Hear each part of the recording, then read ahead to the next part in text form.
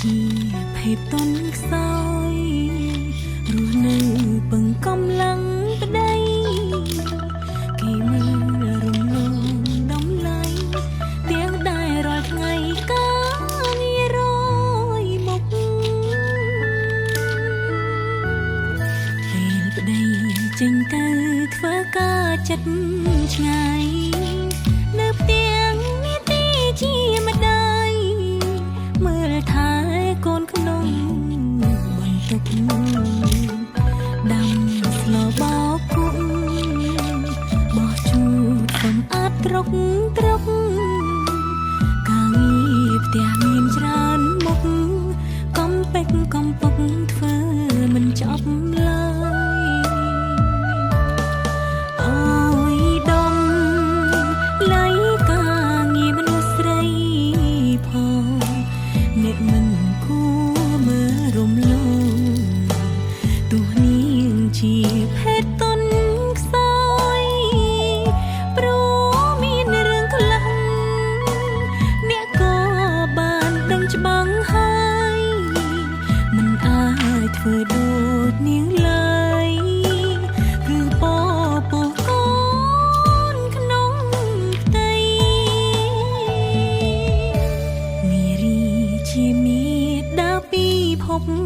លោកនាងម្ដាយបង្កើតយើងមករូបគាត់ក៏ជាមនុស្សស្រីគូឈប់រើសអើងហើយនាំគ្នាអើ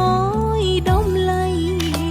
ព្រោះមនុស្សប្រហើយនឹងស្រី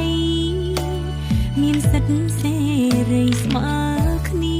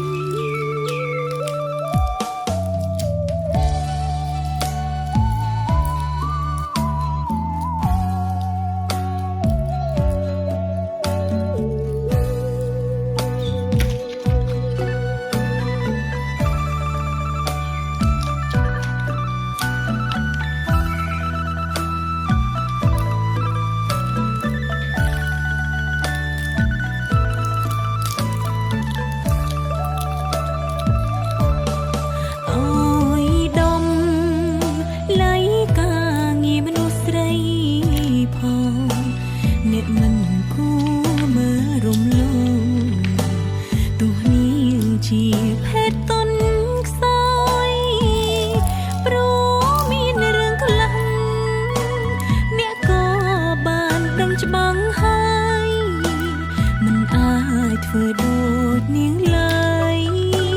គឺពោពោះកូនក្នុងផ្ទៃនារីជាមេដាពីភពលោកនាងម្ដាយបង្កើតយើងមករូបគាត់ក៏ជា